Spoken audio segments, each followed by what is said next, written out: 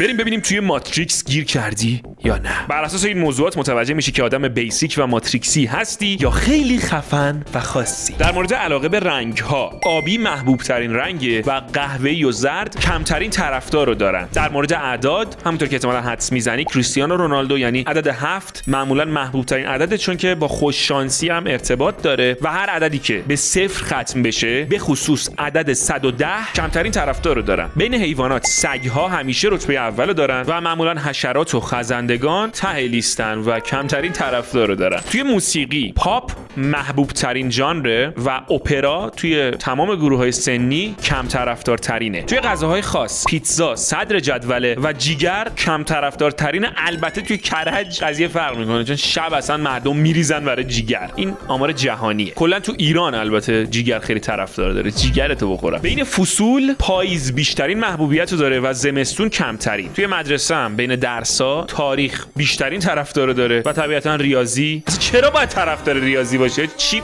خیلی تو مخ، ریاضی آخره. و در نهایت بین شبکه‌های اجتماعی، اینستاگرام محبوب ترینه، ولی خب اصلا یوتیوب توی نظرسنجی‌ها نبوده. اگه بود به نظرم یوتیوب اول میشد، چون بیشتر یوتیوب یه سرویس ویدیویی آنلاین، استریمینگ ویدیوه تا یه شبکه اجتماعی. و فیسبوک هم کم طرفدار ترینه. تو هم توی کامنت ها بگو بین اینا با کدوم حال می‌کنی.